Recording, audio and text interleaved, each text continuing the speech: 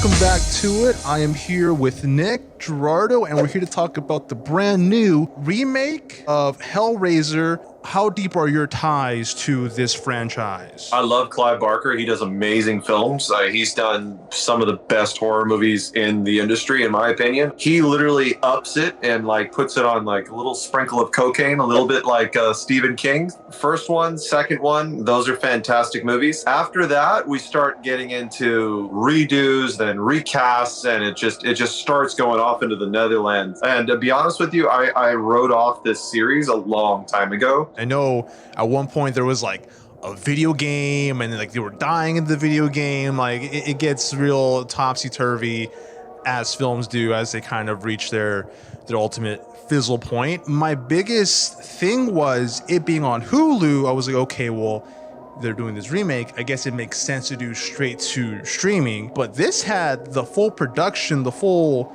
grandiose theater experience on your cell phone. Prey was amazing. That was the sequel to Predator, and that was on Hulu. That was direct release.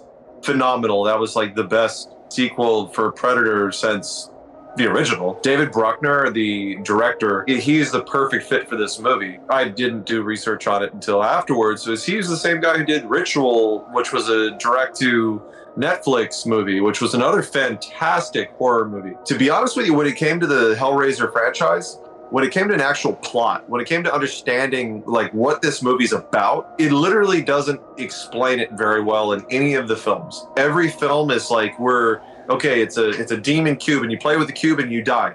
Okay, well, what happens if you play with the cube and you live? Okay, well, it's gonna be bad. They're gonna come kill you. We're not arguing with it because it makes sense for the fantasy plot. It's a horror movie. I'm not really putting a lot of stake on it. It's Dragon Ball Z with It's Dragon Ball Z too, essentially. You just give 7 of these people. It's collect the 7 and you get to make a wish. Something that they do well in Hellraiser in this film is that it does tease you with a lot of the pleasures they can deliver with the gore effects. But I wouldn't say it's a effect heavy movie until it needs to be. It's really, really smart to be character driven enough. At some point, it kind of deviates away from the brother sister dueling addiction thing we were doing in the beginning, and it kind of just becomes a survival, hey, drugs are bad, but you know what's worse? Getting ripped apart by these hell angel demons. Even from the first time things start to go awry, we're all right, you should probably put that cube away. The movie is laid out in a way where you're okay, I can see the motivation as to why they would. I wouldn't do it. I love my brother, but I would not be touching a thing for the life of me. We have to resonate with characters, and I think they did a good job at making you feel for the characters. You're generally concerned because of hey, the brother's doing everything he can to take care of his sister. Movies like Antlers was a lot of undertones of drug abuse and the overall impacts of that. And it's sometimes it does drag a little bit and it does kind of get a little too lost in its own story.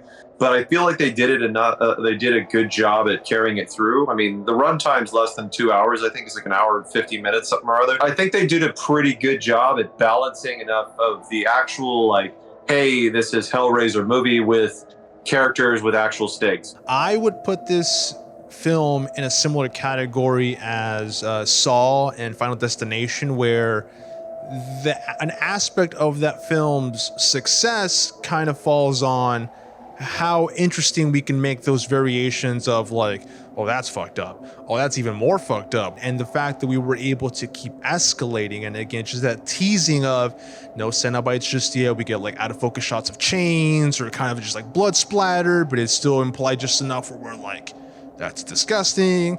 Did you have any issues with the on-screen violence of the film? From dragging your hand across the nail to a human corpse melting to full bodily form, they really, really pushed the envelope in the Hellraiser series. I feel this played it very safe because they didn't want to destroy it and go full hey, we're going to show the chains and pulling people apart. They played it safe. They still gave us that, but then they do it in a way of it's almost cutaway. Like your imagination kind of goes wild as opposed to actually doving in and just showing you this. I didn't see the original movie magic that I fell in love with the original Hellraiser for, but again, still, you couldn't complain. Like it like you said, Saw or like Final Destination. Like you got about what you'd expect from those films. My biggest takeaway, and the thing that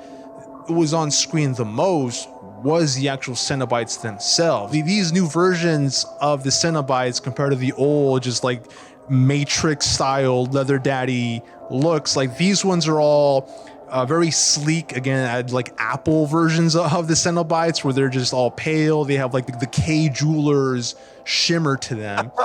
They do a good job of kind of selling the pleasure aspect, or again making it look attractive, or as attractive as you can for hell demons from another dimension.